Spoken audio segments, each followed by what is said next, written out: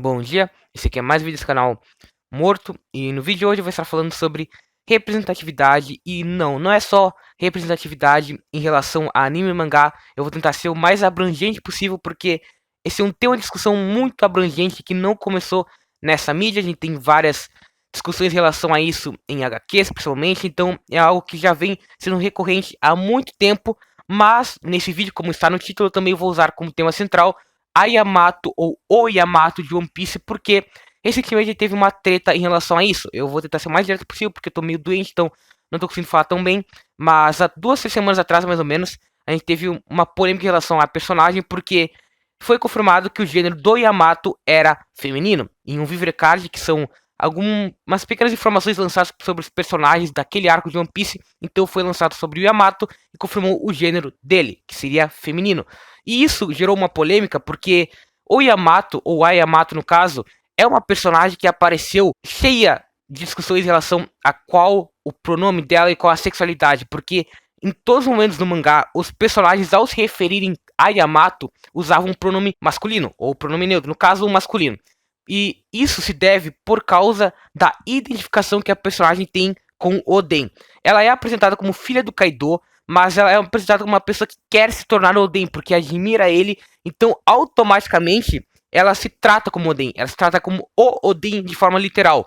Então é por isso que, ao se referir a si mesmo, a Yamato se refere como o Yamato, ou seja, o Oden. Então, por esse significado, que os outros personagens ao redor a tratam como masculino, por causa da identificação com o Oden em si. Não necessariamente a sexualidade do Oden, que seria, obviamente, masculino, não é por esse fator, e sim pelo pronome do Oden em si, que é o que importa para Yamato.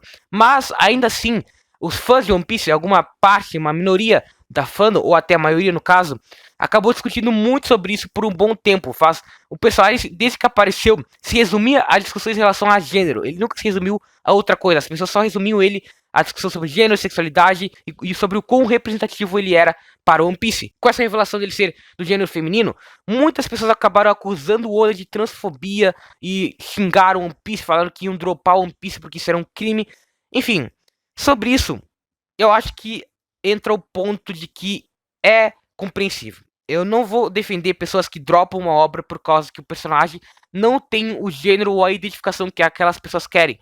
Mas eu entendo a exigência de uma representatividade sexual em obras fictícias, porque era para ser algo comum, era para ser algo normal e normalizado, algo que você vê e você não se importa tanto. O personagem, se ele tinha sexualidade diferente, se ele não binário, se sei lá, bissexual ou algo do tipo, era pra ser algo comum. Mas, principalmente em animes e mangás, a gente tem uma tendência de personagens que têm gênero ou alguma identificação diferente do normal serem tratados como piada. Eu não vou passar só pro lado dos autores, que eu acho que a maioria dos autores tratam isso com um certo respeito. No caso, a maioria não trata com certo respeito. Por exemplo, no próprio One Piece, a gente tem os Okamas que são tratados como cômicos, eles são usados como alívio cômico para a obra. O Sanji, ele foge dos Okamas na ilha dos Okamas porque ele tem medo deles, porque querem pegar ele e ele não gosta, ele gosta de mulher. Essa é a piada. A gente tem a piada com o Ivankov também, que é um personagem meio caricato, meio exagerado, e ele é um Okama e ele muda o corpo das pessoas. Isso é tratado como comédia na obra. Isso eu acho que, de certo ponto, não é prejudicial, mas eu entendo as pessoas que querem algo sério, que querem ver isso mais presente em obras.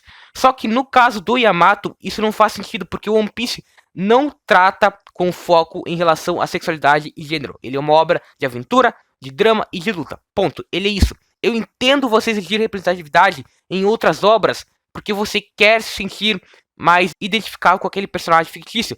Em obras como, por exemplo, Yuri on Ice ou até mesmo Banana Fish, que fazem isso. Eles são obras que têm como foco, ou pelo menos um dos elementos principais, o romance. E ao usar o romance, você tem o direito, ter a oportunidade de criar uma representatividade, que é o que essas obras fazem em relação aos personagens que são gays, basicamente.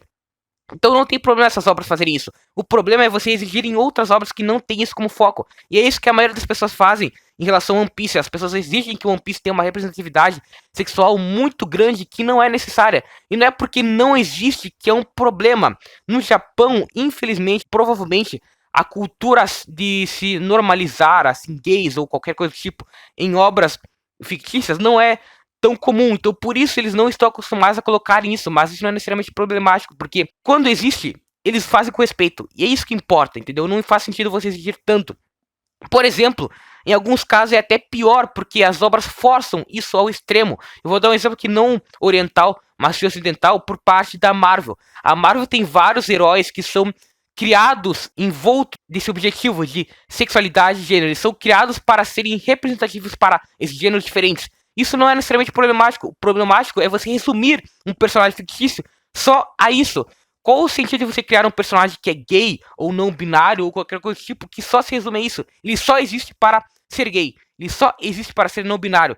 Não leva a lugar nenhum. Então não faz sentido você dar a sexualidade ou o gênero de um personagem como um dos pontos principais, sendo que a obra não foca nisso. Não faz sentido uma pessoa se importar tanto com isso. Eu entendo você querer representatividade, porque infelizmente no mundo existe muito preconceito. Então, quanto mais personagens interessantes envolvidos com sexualidades diferentes, mais pessoas vão perder, de certa forma, esse preconceito, ou ao menos vai se tornar menos natural.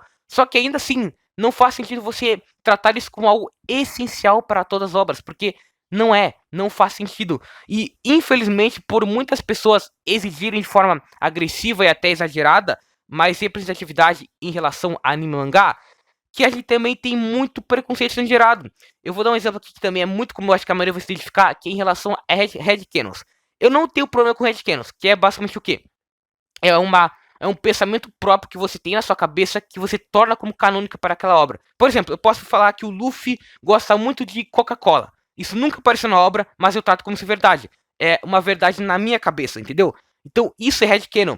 E muitas pessoas fazem isso com sexualidade. Eu acho que o maior exemplo disso é fã de Boku no Hero, que trata muitos personagens como gays ou fazem romances entre os personagens que não são confirmados nas obras e não são nem indicados. Mas o headcanon são histórias fictícias que as pessoas criam nas próprias cabeças e tratam como verdade para si mesmo. E eu não tenho problema com isso. Você pode ter qualquer pensamento que você quiser, porque é a sua mente e você tem a interpretação que você quer sobre aquela obra. O problema é que muitas dessas pessoas forçam esse pensamento em relação às outras. Elas forçam que X personagem é gay, é bi e ponto. Você tem que aceitar isso porque tem X evidência. E se você ignora isso é porque você é transfóbico ou você é homofóbico. Não é assim que funciona.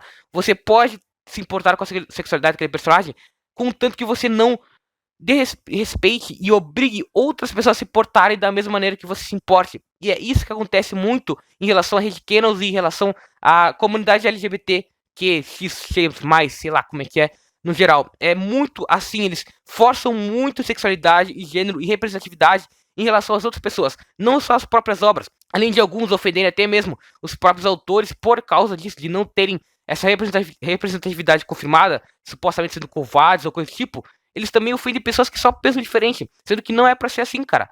Sexualidade, gênero, pode ser algo que é questionável, é questionado por muitos atualmente.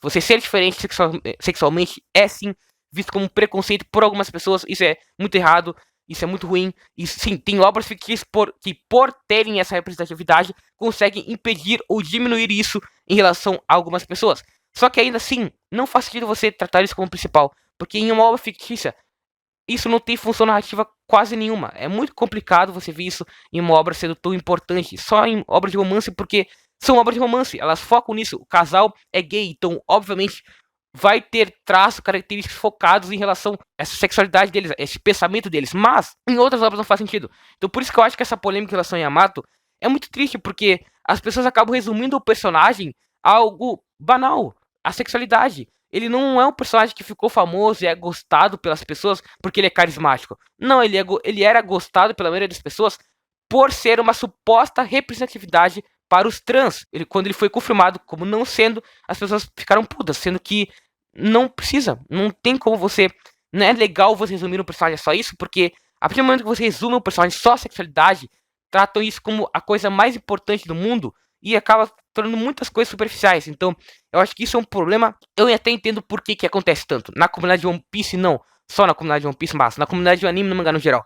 Porque nós, otakus, não vamos incluir, mas vou incluir alguma parte da comunidade geral, faz muita piadinha boba, sabe? Em relação a trap, por exemplo, os personagens que têm sexualidade diferente ou que são homens que se tratam como mulheres em obras fictícias, eles tendem a serem levados como piada, como traps, né? Serem chamados esse termo que é supostamente uma armadilha porque ele é homem, mas se tivesse como mulher, então sempre teve essa piada e infelizmente é ofensivo, tá ligado? Eu entendo que boa parte só faz porque acha engraçado, eu não acho nem um pouco engraçado, mas eu acho que é de forma inofensiva, mas eu entendo a raiva que algumas pessoas sentem em relação a isso, porque é praticamente sempre assim.